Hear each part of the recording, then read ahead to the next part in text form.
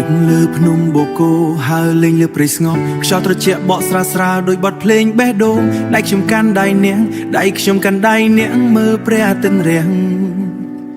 ពេលនោះខ្ញុំដឹងថាជីវិតខ្ញុំរកឃើញផ្ទះមុនជួបនៃជីវិតខ្ញុំដូចផ្លូវក្នុងអាប់ដើររកក្តីសង្ឃឹមដូចអ្នកដើរព្រៃឯកាដើរព្រៃឯកាថ្ងៃអ្នកញញឹមមកខ្យល់ក៏ដូចស្ងប់ស្ងាត់បេះដូងខ្ញុំភ្លឺឡើងដោយព្រះអាទិត្យរះលើភ្នំយើងធ្លាប់ឆ្លងថ្ងៃលំបាកដោយភ្លៀងលើផ្លូវភ្នំតែដៃអ្នកមិនដែលលែងពេលខ្ញុំអស់កម្លាំងដូចដើមឈើធំក្នុងព្រៃឈរទុកខ្យល់ព្យុះអ្នកជាកម្លាំងចិត្តឲ្យខ្ញុំឈរឡើងវិញអាប់អាចលាក់ភ្នំបានតែស្នេហ៍មិនអាចលាក់ពេលភ្នែកខ្ញុំជួបភ្នែកអ្នកបេះដូងប្រាប់ការពិត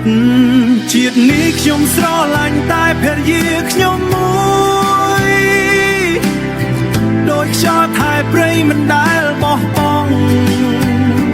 ទោះថ្ងៃណាព្យុះមកឬមេឃងងឹតដៃខ្ញុំនឹងកាន់អ្នកមិនឲ្យបាត់បង់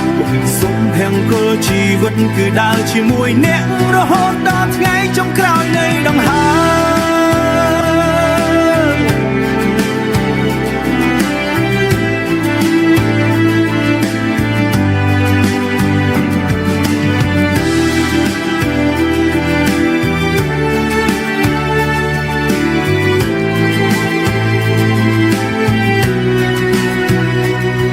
ងាយលើភ្នំបូកូពន្លឺមាសលើព្រៃខ្ញុំសូបិនឃើញថ្ងៃស្អែកក្នុងភ្នែកអ្នកផ្ទះតូចក្បែរជន់បត់មានសំឡេងកូនសើនោះជាពិភពលោកដែលខ្ញុំចង់រស់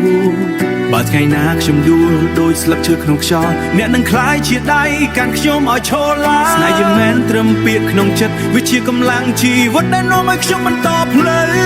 ជាតិនេះខ្ញុំស្រឡាញ់តែភរិយាខ្ញុំមួយ